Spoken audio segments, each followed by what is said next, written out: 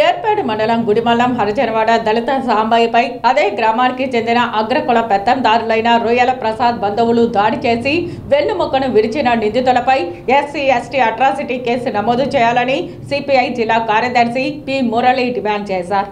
శనివారం ఉదయం దాడిలో గాయపడ్డ సాంబయ్యను తిరుపతి రుయా హాస్పిటల్లో ఆయన వెళ్లి పరామర్శించారు. ఈ సందర్భంగా సిపిఐ జిల్లా కార్యదర్శి మురళి మాట్లాడుతూ గుడిమల్లంకు చెందిన సాంబయ్యకు వికృతమాల రెవెన్యూ లెక్కదాఖల్లో 3 ఎకరాల భూమి స్వర్ణముఖి నది ఆనుకొని ఉందని, ఆ భూమిలో గత 15 ఏళ్లుగా వివాదాస్పదంగా కోర్టులో కేసు నడుస్తున్నందున ఆ భూమి వ్యవసాయం చేయకుండా ఖాళీగా ఉంచారు.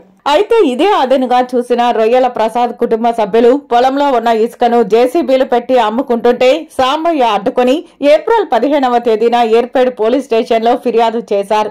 అయినా పోలీసులు నిర్లక్ష్యంగా వ్యవహరించడంతో శనివారం సాంబయ్యపై దాడి జరిగిందని, ఈ దాడికి పోలీసులే బాధ్యత వహించాల్సి ఉంటుందని ఆయన మండిపడ్డారు.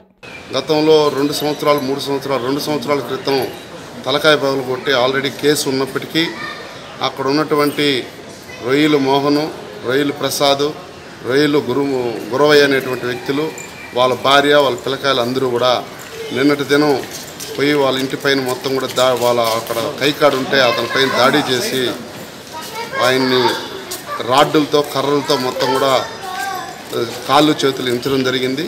ఈవేళ రొయ్య హాస్పిటల్లో చేర్చడం జరిగింది. ఈ ఘటన ఇది 2వ తరవ జరుగుతూ ఉంది.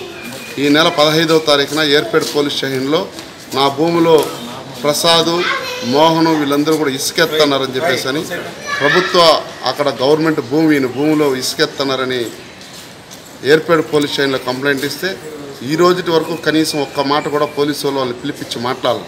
100 కాళ్ళకు ఫోన్ చేస్తే పిలిపించి మాట్లాడాలి. ఇది పిలిపించిపోకపోగా ఈరోజు అక్కడ నిన్నటి దినం ఆయన భూమి కాపలా ఉంటే ఇసుకెత్తేస్తారని కాపలా ఉంటే వాళ్ళు మొత్తం కూడా వచ్చి దాడి చేయడం జరిగింది. ఇసుక దందా ఏ పద్ధతిలో జరుగుతుందో తోడు ప్రజలు ఆలోచించుకోమని చెప్తా ఉన్నాం.